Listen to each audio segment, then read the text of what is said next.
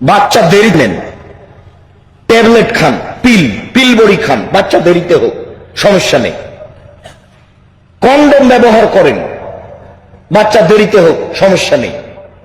আজম করেন, বাইরে শুক্র নিক্ষেপ করেন, বাচ্চা দেরিতে হোক, কোনো সমস্যা নেই। বাচ্চা বন্ধ করলেন কেন? আপনি দুটা বাচ্চা নেওয়ার পরে বাচ্চাদানি কেটে নিয়ে আসলেন কেন?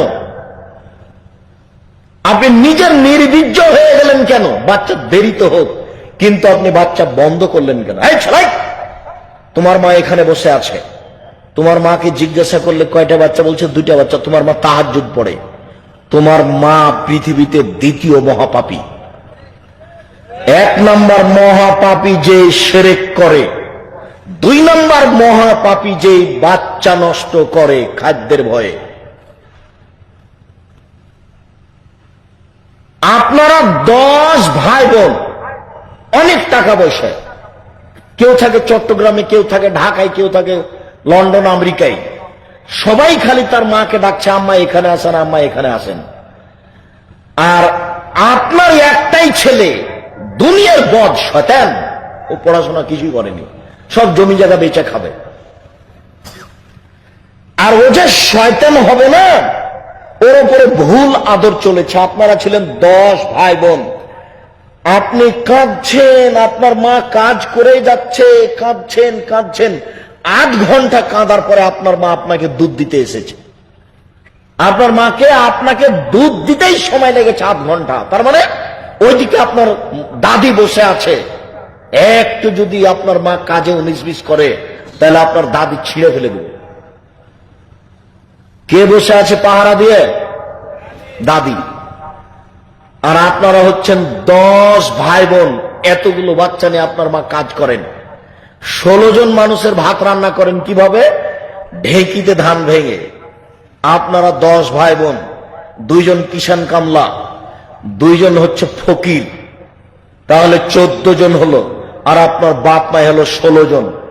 16 জন মানুষের ভাত রান্না করেন আপনার মা ঢেঁকিতে ধান ভেঙে। তারপরে এভাবে বাচ্চা নষ্ট করেননি। আজকে টাকা পয়সার অভাব নেই।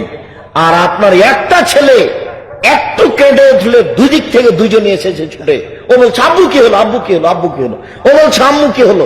2 জনই একটা বাচ্চাকে টানাটানি করছে। 4 বছর পরে বাচ্চাকে স্কুল পাঠিয়েছে, বাচ্চা যাচ্ছে, মাও যাচ্ছে। মা গিয়ে স্কুল গেটে সারা দিন আর একটা মহিলার সাথে বাজে গল্প করছে, বদনাম করছে, গীবাত করছে। আমার লোক তো এরকম, তোমার লোক তো এরকম, তোমার স্বামী কেমন, তোমার বেটা কেমন, আমার ছেলেটা দুনিয়ার বদ।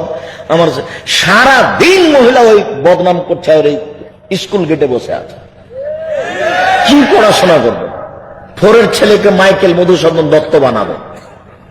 4-এর বাচ্চাকে মাইকেল মধুসূদন দত্ত। মাইকেল মধুসূদন দত্ত অন্তত 40 বছরে ইংরেজি শিখেছিল। তারপরে বলেছিল আমি ইংরেজি ভাষায় কবিতা লিখে লন্ডনীদের হারিয়ে দিব। তাই লন্ডনে গিয়ে কবিতা লিখবে, তার মানে ইংরেজি জানে। এটা 40 বছর 50 বছর বয়সে। আপনি 4 বছরের বাচ্চাকে কি করে আপনি মাইকেল মধুসূদন বানাতে চান? এটা হয় কি করে? এই হিসাব আপনার মাথায় আসলো কি করে?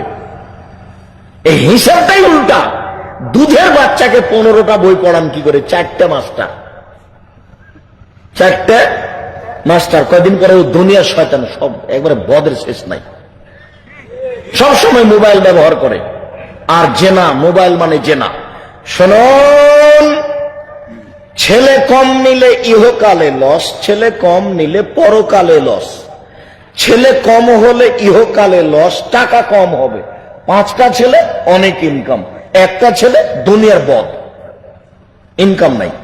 যা করেছেন সেটাই বেঁচে খাবে। তো ইহকালে লস। আর পরকালে লস হলে যে আপনারা সবাই দেখেন, আপনারা কিন্তু কেউ 10 ভাই বোন, 8 ভাই বোন, 2 জন মারা গেছে, 6 জন আছে, 4 জন মারা গেছে, 8 জন আছে, সবারই দেখেন। ছোট অবস্থায় যদি কোনো বাচ্চা মারা যায়, তাহলে বিচারের মাঠে ওই বাচ্চা তার মায়ের, তার বাপের কাপড় হাত ধরে নেবে, ধরে নিয়ে বলবে আল্লাহকে যে আমার বাপকে আগে জান্নাতে দেন, তারপরে আমি। তখন আল্লাহ বলবেন না, তোমার বাপ জাহান্নামে যাবে, তুমি জান্নাতে যাও। ও বলবে জি না, আমার বাপ আগে, তারপরে আমি। এমন তর্ক লাগিয়ে দিবে, তর্ক করতে করতে করতে এক পর্যায়ে আল্লাহ বলবে, যা যা তোর বাপকে নিয়ে জান্নাতে যা যা। মানে ওই বাচ্চা ছাড়বেই না, বাপ মাকে জান্নাতে নিয়ে যা ছাড়া। তো আপনার ছেলেই মাত্র ছেলে মেয়ে দুইটা, কয়টা মরে আর কয়টা থাকে? তাহলে পরকালে কত লস। এনারাকে যাকে জিজ্ঞাসা করবেন তারাই হিসাবে আছে 10-12 ভাই বোন। আপনারা, এনারাও, আমরাও। আমরা নিজে, আমরা 8 ভাই বোন, 4 জন আছি, 4 জনই মারা গেছে। তাহলে